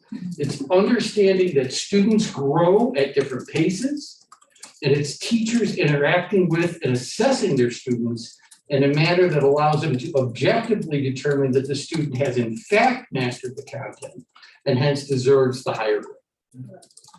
Anything you want to elaborate on that? Because we are going to get some very uninformed comments about this. I think you've said it all very well. I don't know that I need to elaborate. I think that it's exactly.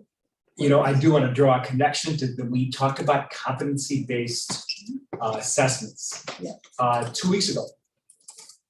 And that's really what you're describing right there. So I just want to draw a connection to what you said and what's in this report and in the post-secondary conversation with Mr. Kirkpatrick who was talking about that 2 weeks ago. And obviously I'm supportive and thinking you're doing the right thing. In case you couldn't tell, I'm supportive.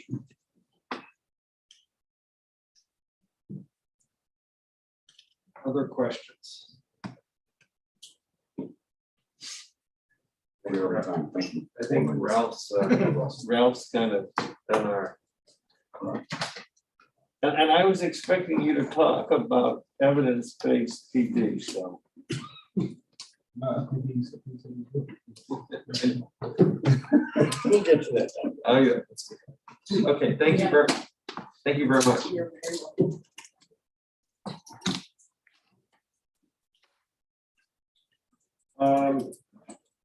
We are going to move to the action items, which are section 8.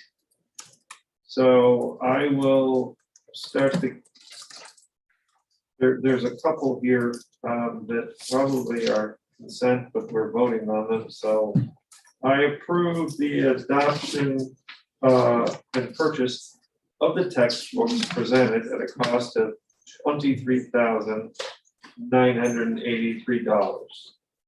May I have a second? I will second. Any discussion?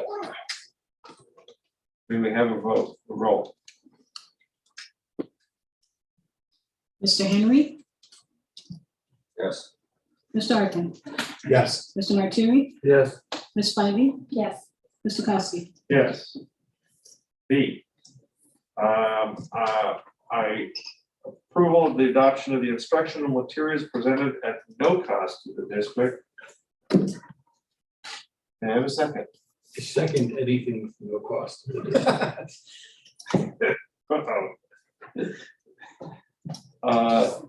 Roll call, any discussion? Roll call. Mr. Martiri, Yes. Mr. Arkin, Yes. Mr. Henry, Yes. Ms. Spivey, Yes. Mr. Costi. Yes.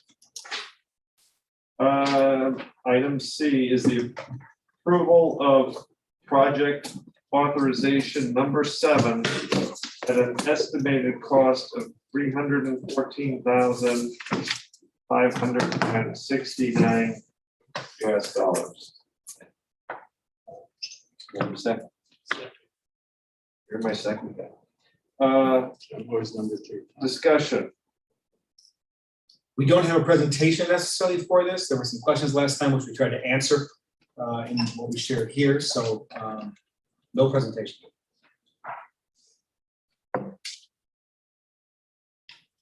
Any questions?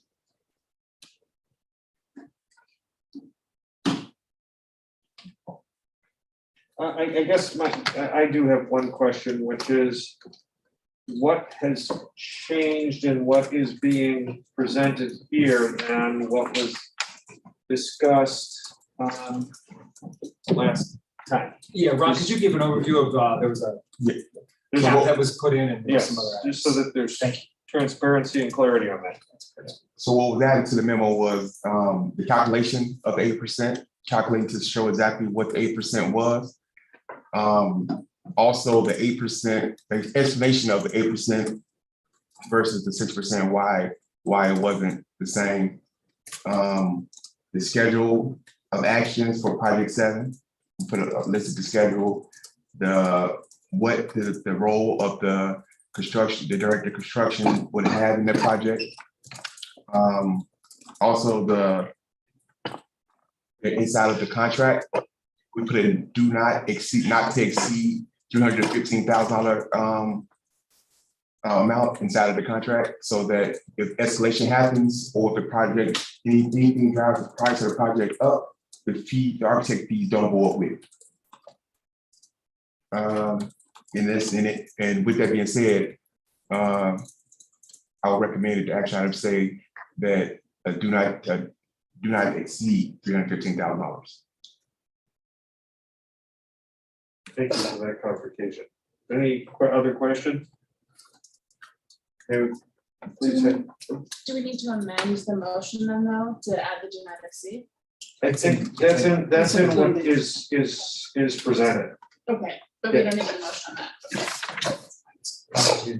Yeah, it was changed between the cow and here, but it is what the proposal says. I just wanted it clear because there were some enhancements.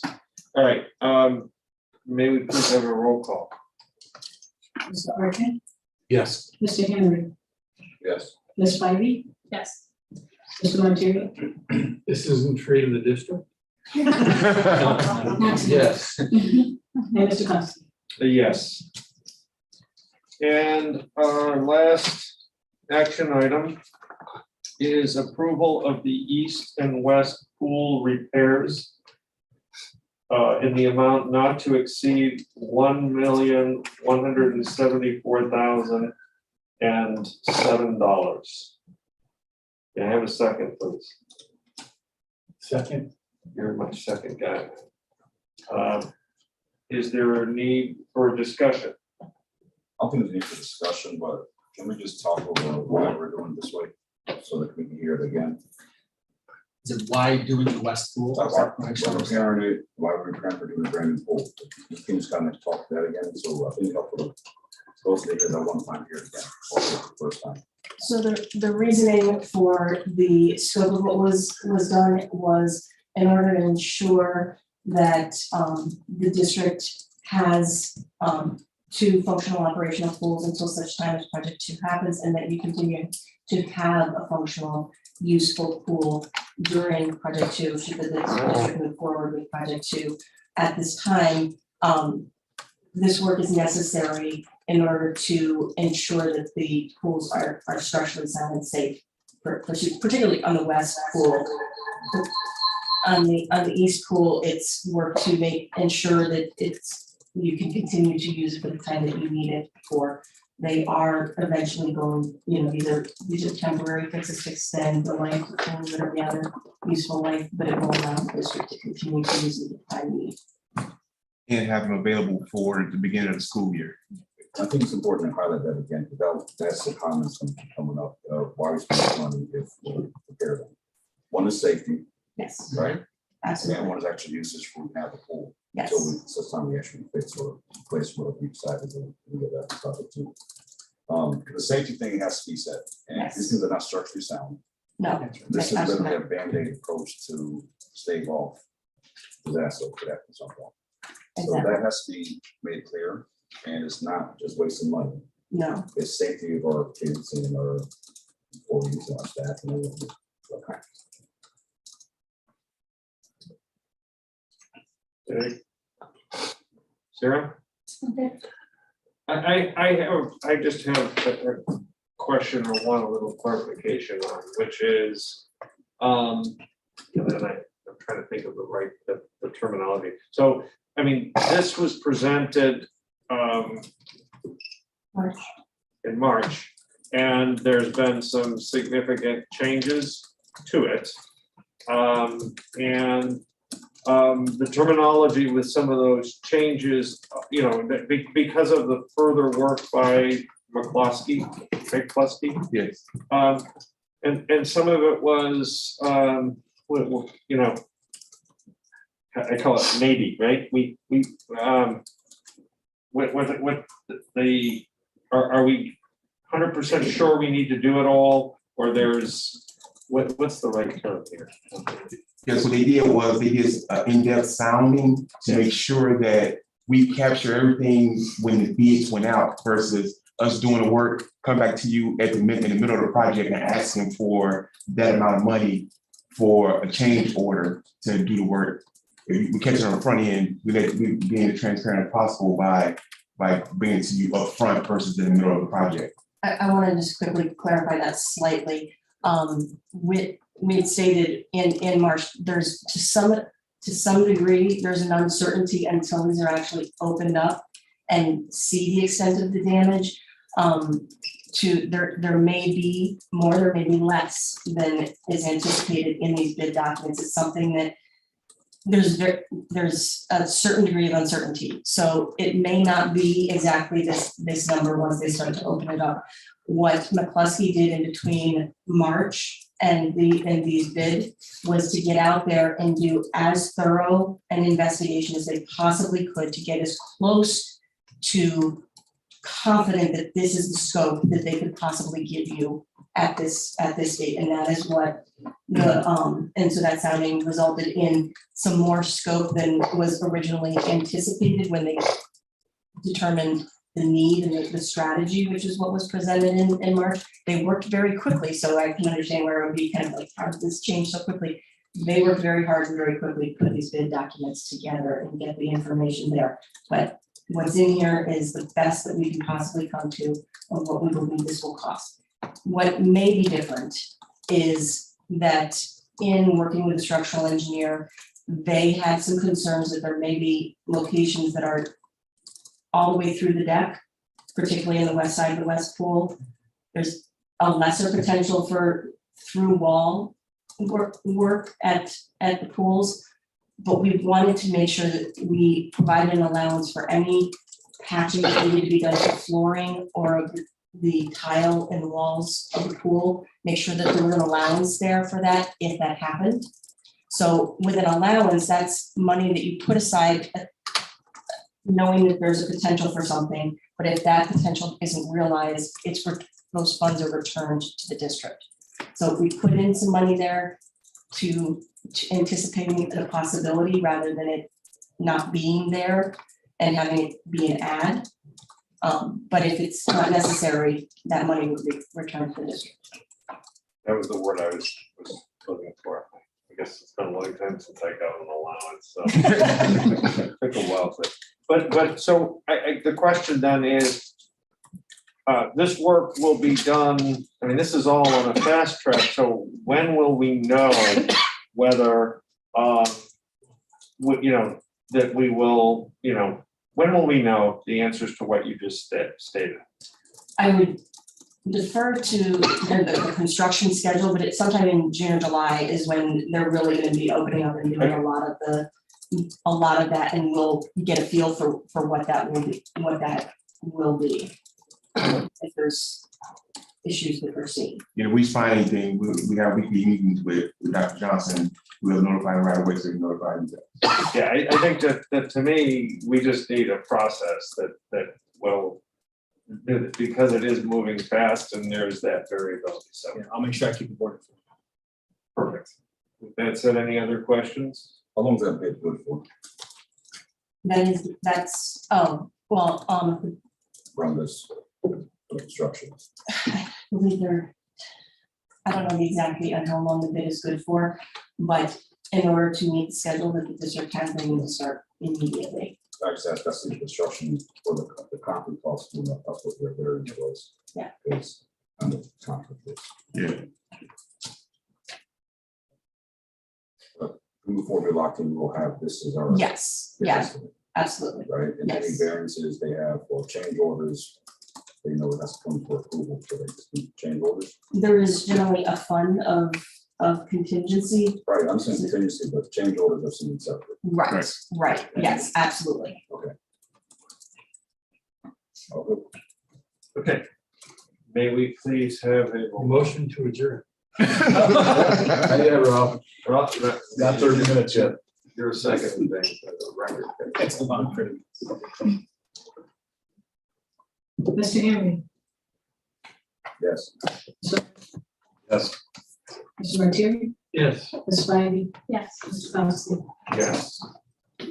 That completes our action items for today, moving us back to information, and I think the information was presented, so if there's any need, I think maybe just for the benefit, I don't know if anyone doesn't understand the process about teacher tenure. Just for Kabriba,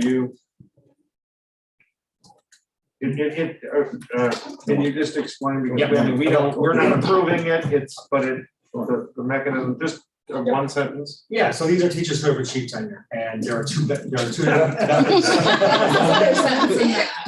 that enough? Thank you, there you go. Okay. That's a good explanation. At least I can do. I can write it down and send an email if that'll help. There are two different ways that teachers that actually employees who are in our faculty setting. One is that they had 4 years in district, and they've achieved satisfactory ratings, and they become tenured for the school year. Also, if somebody from the district for 3 years and has 3 consecutive excellent ratings, that's accelerated tenure, and they can get tenure that way as well. So those are the two ways. Is that full time? And that's full time. So these are teachers who have been in the district for 4 or 3 years according to the So if there was 2 years full time, bump down from part time, came up full time 4th year, they start over, or is that? Roxanne, do you want to make sure I get that right? I believe the answer to that question is that if a part-time year does not count towards their tenure. That's correct. Does the clock start over, or no? The clock does not start over. If somebody is in here for 2 years, they're part-time for 1 year, they come back for a 3rd year, and a 4th year, they would have tenure, correct? even though that would be their total 50 in the district. Okay. That completes the,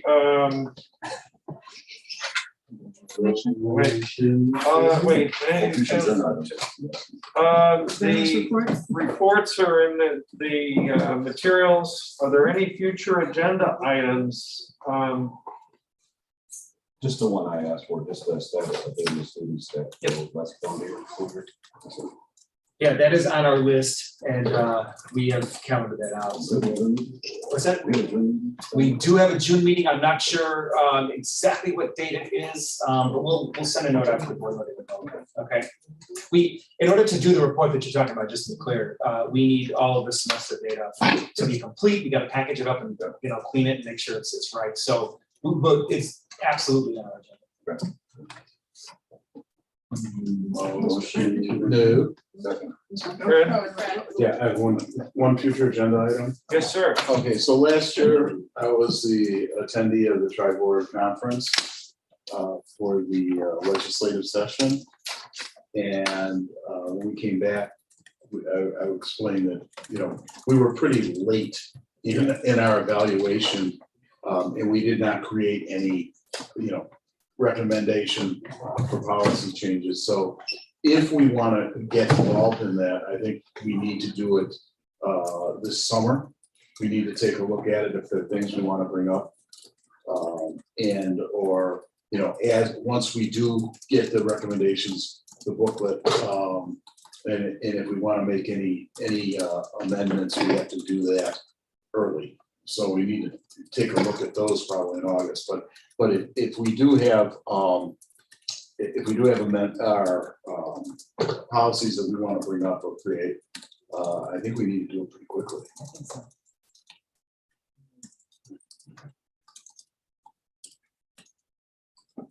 Okay. I think that completes it. Ralph, do you have something you'd like to do? Motion to adjourn. Second. All in favor? Anyone opposed? Thank you.